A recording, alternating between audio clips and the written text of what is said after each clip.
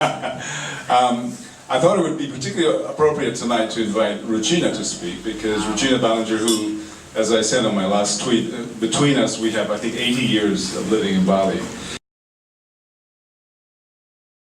The whole thing about everyone is an artist. I mean, I think there's a creativeness that is not stifled, that I think sometimes in the Western world, you know, we're not encouraged to do a lot of artistic things, but that definitely everybody here is not an artist. They can't all dance. My husband can't dance to save his life, but not everybody's a musician or, you know, whatever. I mean, the women make the offerings, and yes, they're beautiful, and you might call it artistic and not a craft, but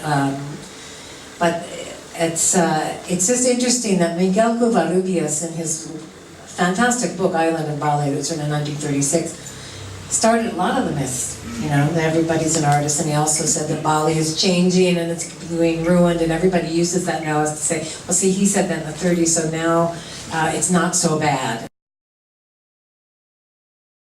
People say, yeah, it's just the Westerners, I got this comment, just the Westerners and the expats and the non-Balinese who are upset about this. The Balinese don't care, for them it's money. It's not entirely true. That's 5% of the Balinese who are in the trade and who are selling the land, who are building them, they don't mind. But all my old friends, and actually Katrina was with me this morning on the walk, and I was meeting old friends, Balinese friends, and you know, they're just looking at it, and I said, what do you think? And some of them just, the Balinese have this thing that they laugh nervously when they really don't like something, you know, just oh well, you know, what can you say, you know, but we talked about it for a while, and you know, they just said, look, we don't understand, why do you have to build that in the rice fields? Why do you need that, was the question. You know, so this myth about the Balinese not caring about what's happening to the countryside is completely bullshit. I have, and my girlfriend back there, Antonella, we have a big, we're part of a comedy group, and one of our skits is about going back to your roots and using local fruits. So, in the big offerings, because they use sun-kissed oranges and Washington apples, etc., etc. Because what you're supposed to do is give back to the gods what you grow and what's there in front of you. And now what's interesting is there are no local fruits.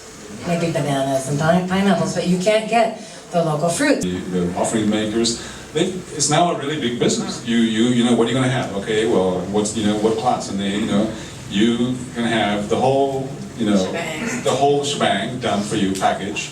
So, you know, I mean, these ladies who are living in the city and working in offices don't have to sit at home and, you know, and get splinters in their hands while they're trying to jite. You know. And now you can jite with staples, so, you know, you can stop us, you know, you can just go around and do that. So there's a lot of changes on that level. A dancer, and her son passed away a teenager, and at the cremations, she had a smile on her face the whole time, greeting her guests, and she was the perfect hostess. And inside, she was so torn up. But it's because that's also part of the culture. People have, I mean, when there's been deaths in our family, people are crying. Women will take them inside and say, "Get yourself together," and then go outside. Just get yourself together. You have to be strong.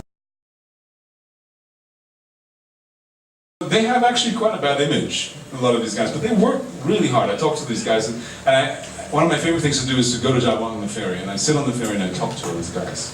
And it's so interesting, their insights. It's like the other side of the story.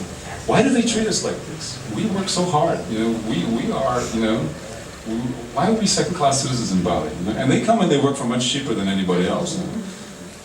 So they all complain about the Japanese and everything else, but every Lebaran, you know, at the end of Ramadan, or Eid al-Fitr, you know, many Japanese go home by any way they can. You see, you know, you see whole families with luggage on a little 90cc bike, and you can't get anything fixed. You're building a house, it all stops, you know. Like, when are you coming back? Oh, I'm coming back in 3 or 4 days, and you know, you just kind of multiply that by 10, you know, and that's it. So the whole economy grinds so hard without these, not Jawa, you know. Thank you.